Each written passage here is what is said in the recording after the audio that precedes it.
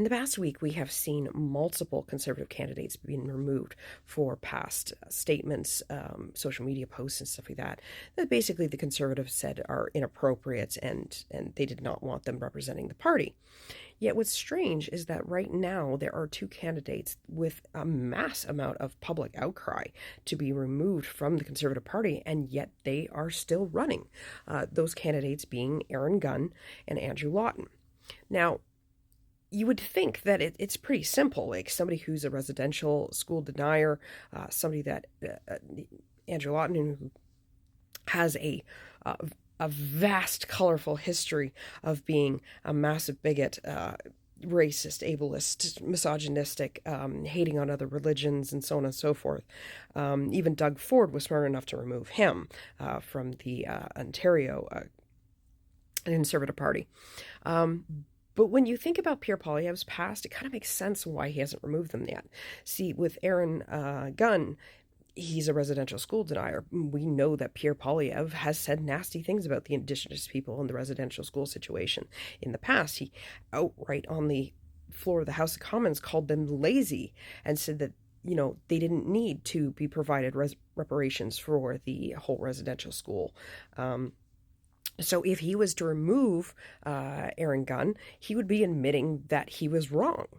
He can't have that. And, Aaron said those awful things a long time ago too, so I'm sure he's doesn't think that anymore.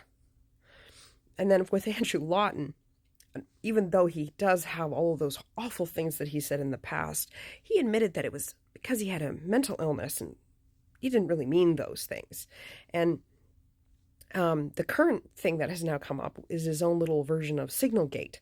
Apparently he got caught being in chat groups and basically collaborating with the convoy during the time that they held Ottawa hostage for 3 weeks.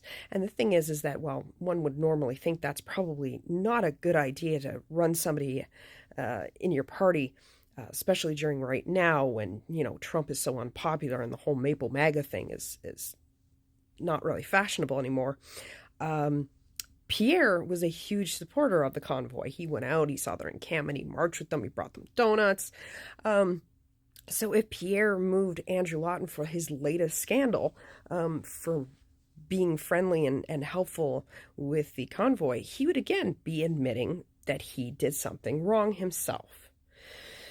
So right now, it's not likely that those candidates are going to go away. We've got another 2 days before every single candidate has to be confirmed with their signatures. So at this point, if they were to remove those two candidates, they wouldn't be able to replace them with someone else to run in those ridings. So I think at this point, Pierre is just going to double down, continue to support these two idiots, and hope to God that it doesn't hurt him in the polls. While I, on the other hand, hope to God that it teaches him a lesson about not associating with such awful people.